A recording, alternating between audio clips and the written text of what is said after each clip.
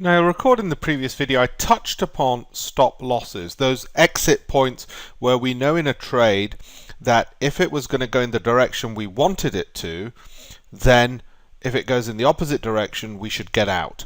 But how do you know where to put those? Now, you remember in previous videos I put them near support and resistance lines.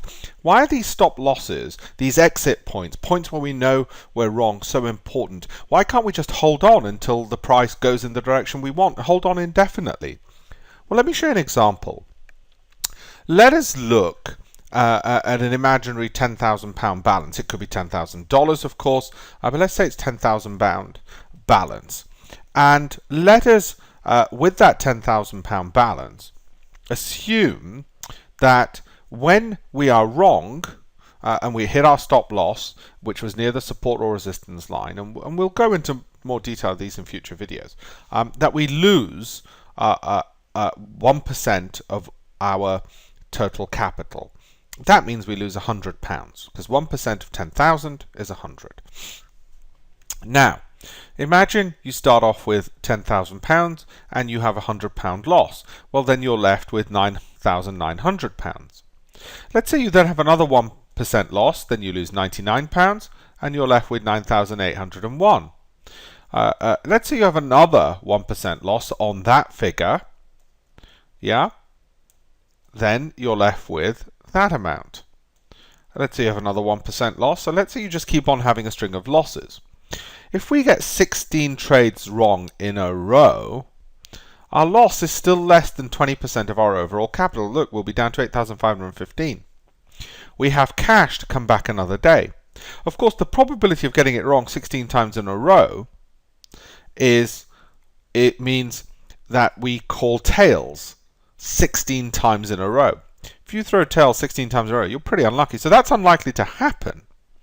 But the reason we do this is because some of the world's greatest traders, people like David Kite, have all pointed out it's a marathon, not a sprint. The reason we make sure we don't end up too low is because very often what private investors do is they don't just lose a small amount like 1% when their stop loss is hit. They end up losing £1,000. So if they lost just 10 trades in a row, they've lost all their money. If they lose just 3 or 4 trades, you can see that they'd be down more than 20% from actually just losing 3 trades. Whereas we're not down 20% even if we lose in 16. This protects our money. It allows us to come back and make our profits whenever we have those inevitable losing streaks. Now, I'm not going to say we're going to have 16 losing trades in a row, but you can see why we're so protective. As you can see, a 1% gain takes us back close to break even. If we start off with that account balance, we get a 1% gain. If we get a 2% gain, of course, we're a lot quicker getting back to that overall balance. A 2% takes us above our initial capital to close our account at the end of the month at a positive gain. Why do I say 2% gain but only a 1% loss? Well, 1% loss we fixed. We can fix that. We know the point at which we're going to get out. How do we know we're going to get 2% gains? In a way, we don't. We only do the trades where we think the odds are so much in our favor that we're likely to get a 2% gain. So that's another way in which, using what's called risk and money management, we're reducing our downside. We're really mitigating how much we could ever lose. And we're ensuring that even if we do lose, because of the types of trades we do where we think the upside is going to be far greater, we're ensuring we can recover quickly so we never end up losing for long. Professional hedge fund managers will tell you it's not just about how often you win or lose, it's about how much you lose and how quickly you can recover. A professional knows it's incredibly important. I mean, when we for my hedge fund were raising money, all the institutions would ask us, how quickly do you recover? And you can see why that's important, because it's asking us, what's your risk-reward ratios like? These are aspects that only professional traders know, but private investors have no excuse for not knowing these tricks and techniques, of knowing where to put stop losses, of ensuring when they do put a stop loss they only risk 1%, of ensuring they only enter trades where the strategies will give them a 2% gain, in other words a 2-to-1 win to loss ratio. Now you could do a 1% risk or a 2% risk, in which case you want to do a 4% gain. How do we know what kind of strategies will be that much in our favor? Well, that's what I'll be talking about in future videos and going into more detail. Where do we find the strategies so we know exactly where to put the stop loss? We know exactly that we will get those gains to the upside.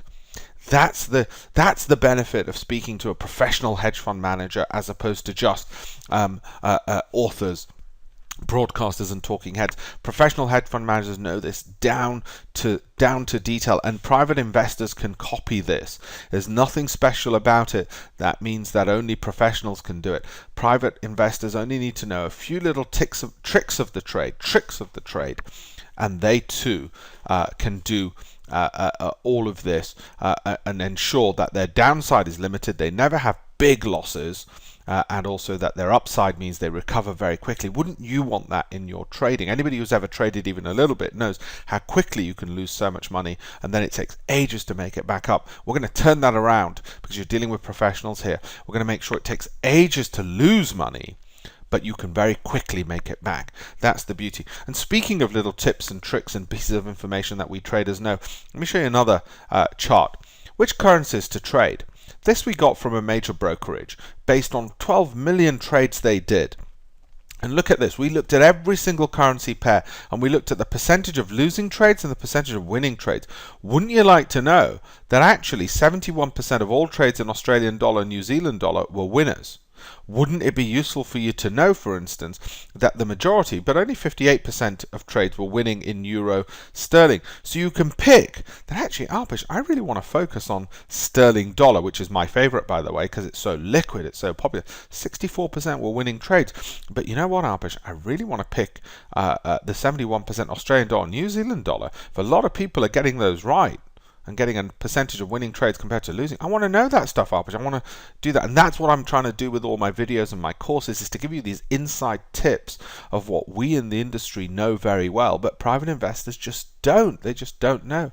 And look at that. That's based on 12 million trades. It's a lot of inside information to do with currencies and strategies and making money. And that's what I'm all about. I want to give you these inside tips and inside information so you can profit from it.